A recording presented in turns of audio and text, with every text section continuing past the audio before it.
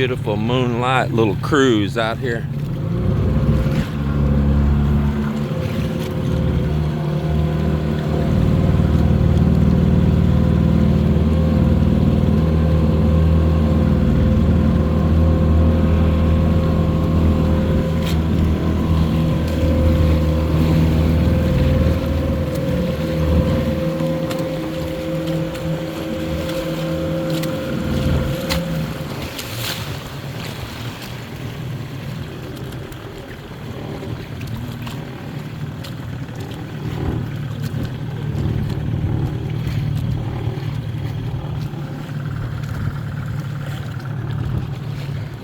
Yeah, Miss Mel taking us a moonlight cruise.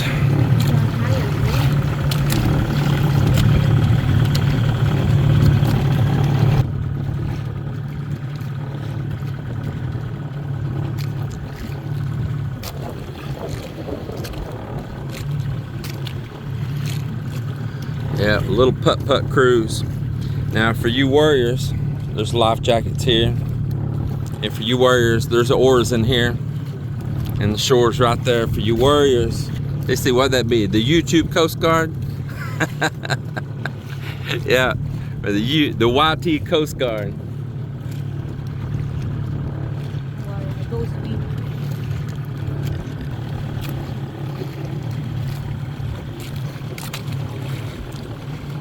We're just doing a nice little slow cruise. We're probably going about maybe 4 or 5 knots.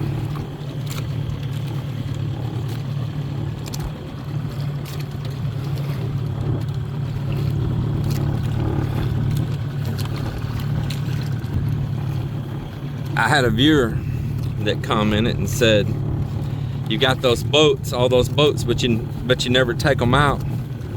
Well, if you've seen this footage here, all these girls coming up to the beach in bikinis.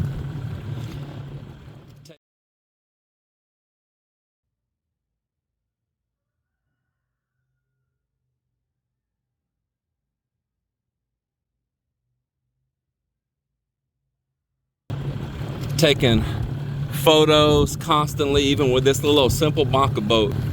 Yeah, I think it's catching pretty good. I may not be fishing for fish, but I'm definitely getting a catch.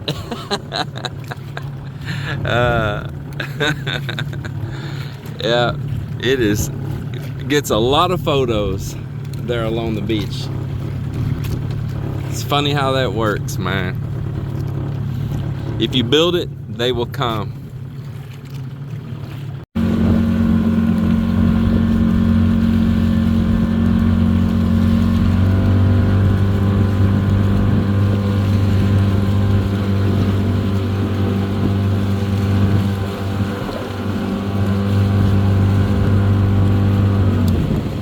I'm gonna kick that release so if we run up on that shore, the motor will kick up on its own.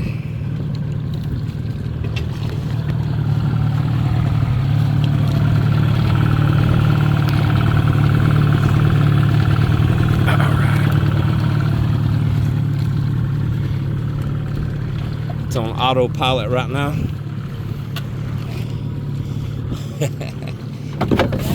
Autopilot because there's no pilot. That's just fumes from the motor, baby.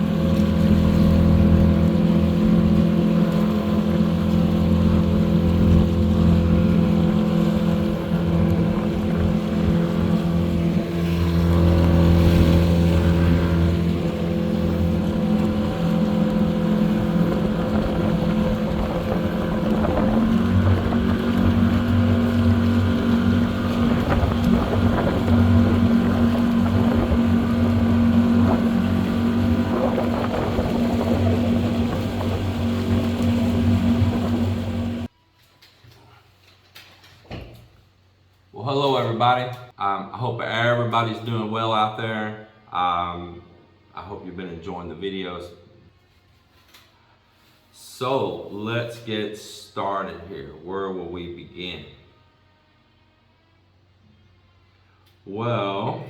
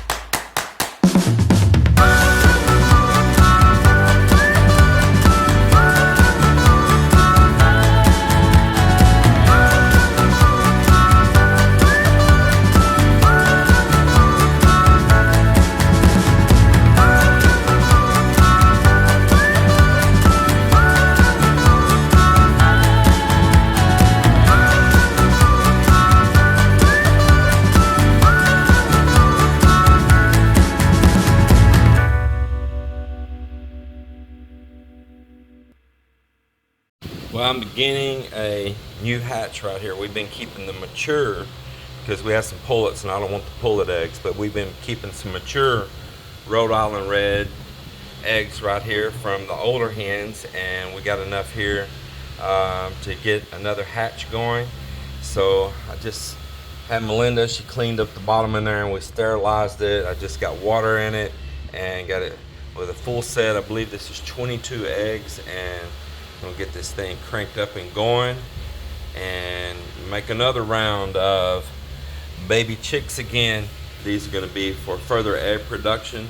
It's gonna take them a while. I mean, by the time we hatch them and they get to egg production age, it'll probably be already, you know, maybe, I'm going to guess around probably July. We're around July of 2024 by the time they'll be old enough to lay eggs. And, you know, chances are probably not all of these are going to hatch. And then you're going to have some that are roosters, so you're going to get a percentage down, you know, of what might actually be egg laying hens by the time it's said and done. There it is. I got the temp set for a 99.5. It's set for 21 days to incubate. The automatic egg turner is plugged up, and it's all ready to go. Water's in it. Got this door open. I'll regulate the humidity as I see I need to. But I noticed here in the Philippines, I don't have to watch the humidity, nothing like I did in Texas. It seems to be very, very stable here. Very stable. So I've had successful hatching over here on this side of the garage. It's away from changing sunlights all the time, everything. It's not near a door or window to where you get a lot of fluctuation in temperatures. So it seems to just maintain very well in this area. Well, I divided out 5 roosters to sell. Did have 6 I was going to sell, but I donated one to the boys next door. When Uncle Malone, that used to work for me building this house, when his uncle and his wife Linda passed and they were going to cook up his native dish, I donated one for that. So it left me 5 here to sell. 2 of these had a little lighter color on them, and I like the darker ones. These 3 they're all young. They're just coming of age right now. And I kept one young one, and then I kept my original older rooster. So he's my older rooster right here. I kept him. And then this second backup rooster right here, he's coming off really strong, looking good. And so I decided he'll be my backup. And you can see he's kind of whooped back because this is the dominant rooster right here. Some of my hens are going on roost already. Some are there, some are here.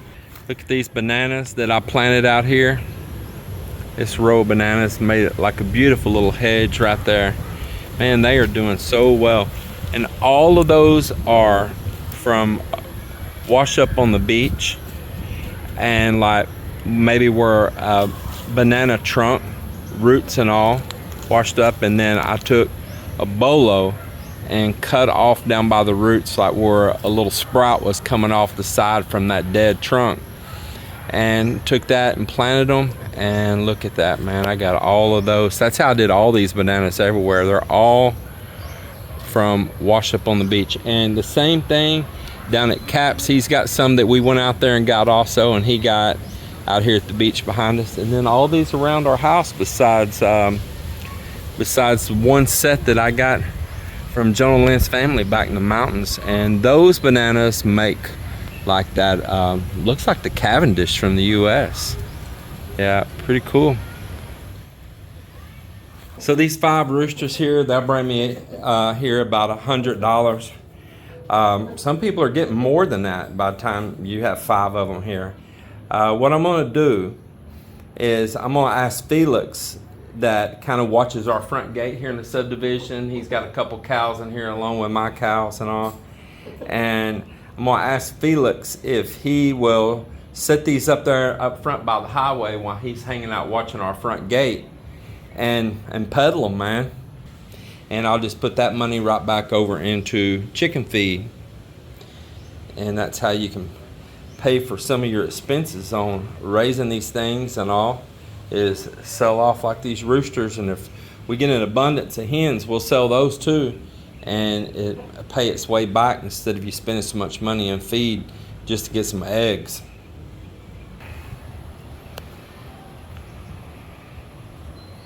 Got my green truck around back here. I used it to pull the boat up earlier, and I'm gonna address a few things on it. I'm excited to get it around back here where I can piddle with it. It's got an oil leak. I've been buying everything to do a total rehab on the motor on this thing. So I've got boxes stacked up on the shelf in there, and there were some things that I had ordered and I had a hard time getting them sent, man. Like, I had some items that I ordered in off eBay from Australia, and like I bought a whole new cylinder head for it, okay? A brand new complete cylinder head, and bought it out of Australia. It went to a total of like 5 or 6 different countries. It came into the Philippines twice.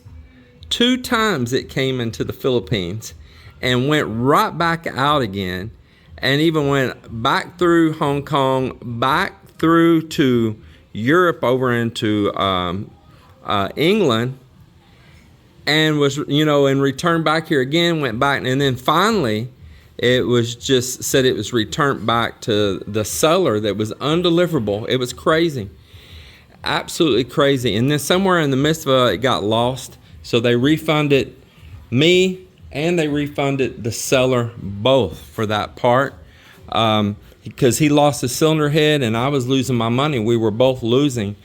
Absolute mayhem. And this is through eBay's global service that they do on shipping. I've had good luck with that in the past, but man, it was a botched up deal. And then I had the head gasket set, the head bolts, and something else on a second order, and pretty much the same thing happened. It was just mayhem. My ballot bind boxes came in, and we're going to be covering this, but I got the anchor that goes with my bow roller here now. I bought this and had it shipped here via Amazon, and this part on Amazon came in free shipping and duty free, but the matching anchor to it did not have free shipping and was going to incur customs and duty fees of a tremendous amount that was almost in total going to make the anchor 2.5 times the price. So I just went ahead and bought this in the US and stuck it in a ballot bind box while I was there, and just the savings alone paid for the box, and plus a whole lot of other stuff fit. But it's crazy how this part of it, they didn't deem it as a marine part, but this part of it they deemed as a marine part, and they hit those huge fees on. But this is a matching set, and so it'll go on the boat up on the bow there, and makes it real easy to pull your anchor in. I had showed in a past video before, I'll be taking off the navigation light right there. I bought a different one that mounts up on the rail and clamps onto that railing, and so that one will come off. I'll use it on something else, or just store it and put that little bow roller on right there. So that's one of the reasons I pulled the boat forward to do that, now that that came in. I've got that little boat that I just bought, that little dinghy, and it came with this gas outboard. Let me go show you.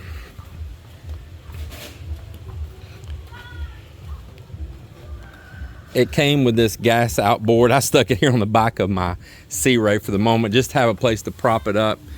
Little 5 horsepower Briggs and Stratton 4-cycle, a guy that I bought this from, bought the dinghy from, he included it with it. He shipped this from the US also in a ballot bind box. It runs great, props in good shape, runs like a top, but I know that the salt water will eat this up. This is probably okay in a freshwater environment, but it is not good for here at the saltwater.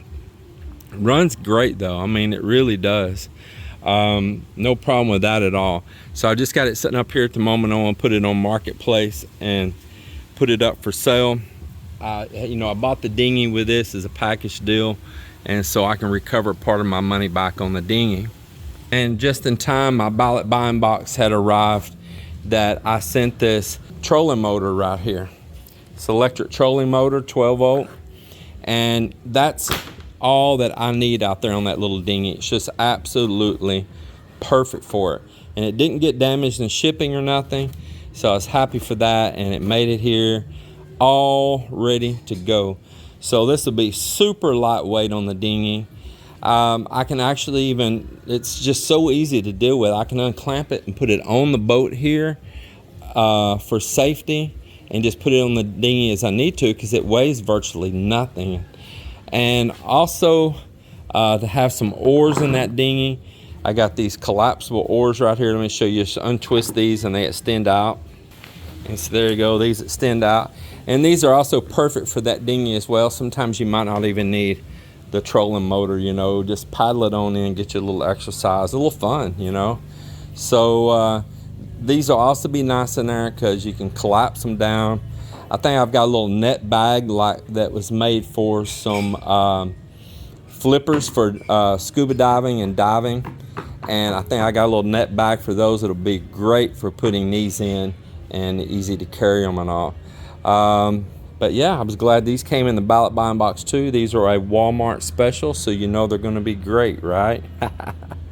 Yeah, well, I was happy to get these, to tell you the truth, and very good emergency oars and easy to store out of the way. Something else, I can fold it down compact, keep it in the boat, and don't put it in the dinghy until it's needed. Another thing that arrived was the power cord to my Garmin Echo Map SV chart plotter, depth finder. It does it all. It came in so fast too, man. Amazon had it here in the Philippines within just a few days. I was really surprised, and I ordered in with that order so I could get the free shipping, because that cord wasn't very much. It qualified for free shipping if you get over $49.99. So I ordered in a VHF antenna and mount, and of course the lead and all the coax for my marine radios for this right here too. It was on the same order, all fulfilled within just a few days, and it all looks great. So I was happy to get that. Putting roosters out front here for sale.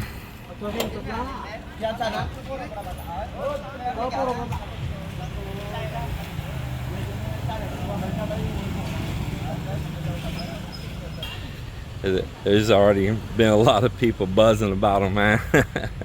You know, Filipinos, they like chickens and roosters. So do I, though, so it's all cool. So the roosters lasted for, guess how long? It lasted about 1 minute out there, and I already had a buyer buy every one of them at that high price, you know. So I told you, man, they're selling high here, just like in the US. They jumped on them so quick. They were literally there 1 minute.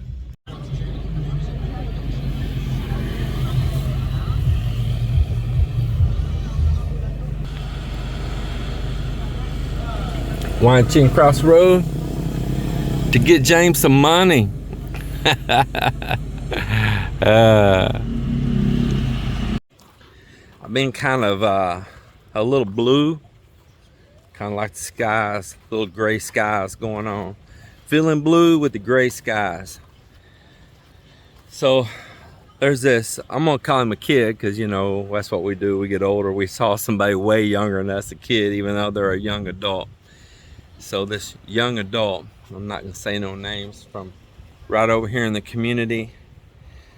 Of course, I've known him for years. Him being a young adult, he was just a boy when I met him, okay? And he's in his mid to late 20s. When I met him, he was a teenager. He was a kid. And he has always been so polite and kind to me. always smiling and happy. I'm always shaking his hand. I mean, I tell you, you know, I'm a grown man. I ain't got no problems. You know, I give him a hug, you know, hey brother, you know, because we've had a long bond, and he's always just been respectful and polite with me. And I knew that they get a little wild and they get a little drinking. You know, it's the life here, you know. And he get a little silly, a little crazy when he's had too much. Don't we all? Don't we all?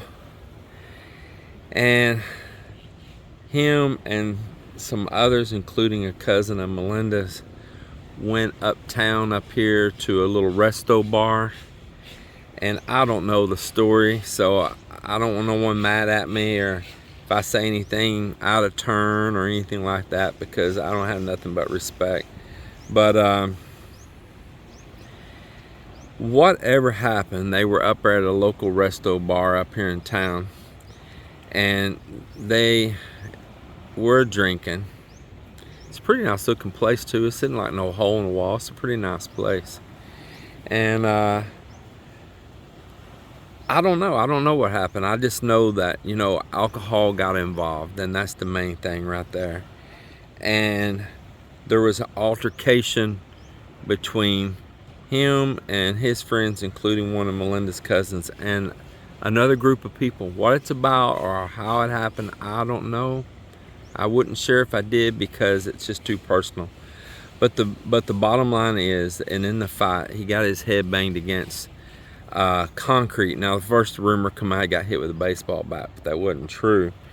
They banged the back of his head into the concrete, and he went into a coma. And first, everybody come here to me this past week and said your friend is gone, your friend is gone. And I thought he was already gone right then, but turned out then I seen some images of him on Facebook. And you know, here in the Philippines, it's different than in the US. In the US, you would even get your whole account blocked. Facebook would just ban your account. But they play by a different set of rules here in the Philippines. I guess a culturally appropriate or whatever. The Philippines isn't shy to show that stuff, man. And if someone passes, man, they'll show them. They'll show them right and with no dignity. And well, there was video of him in the hospital, and I could still see him breathing. And I said, wait, he's not gone. And so I had a day or two of just hope for him, and just hope, you know, and just the young guy, and he's a good guy other than, you know, the alcohol. And I just hoped and hoped and hoped. And then I saw a video of Melinda's cousin crying, man, bawling, because he was right there in that altercation and all. And he was really torn, and I knew it right then. I heard his words. If y'all don't know, I understand a good bit of Ilonggo. I can, I know a good bit of the words, but I can listen to conversation and get the biggest gist of it. My friends notice that too. They'll hear me listen, and then I'll tell them what was just said, you know. Pretty darn good with it, man. I tell you, there's some people that have a different dialect in the area that I can't hardly understand a darn thing they say, just like some people don't understand what in the heck I'm saying, right? A Texas dialect, proper English. It's like, what is that mumbled up shit? But anyway, I can understand quite a bit, and I heard what's going on. I'm like, oh no, he is gone. He's gone now. And I'm sorry to put a downer in my videos, you know. I am. If you see even any kind of smile on my face, hey man, if you even see any kind of smile on my face, it's a fake smile, just because inside there's hurt. You ever done that? You know, you kind of put on a fake smile, even though inside you're really hurt. And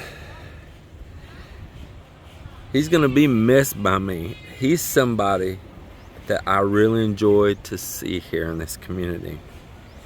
He's somebody that made me feel welcome and warm and loved in the community.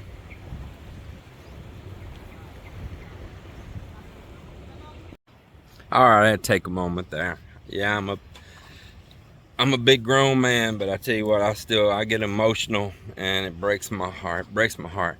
It's a senseless loss of life, a life cut short, senseless, man. So he's called home. He's called on home.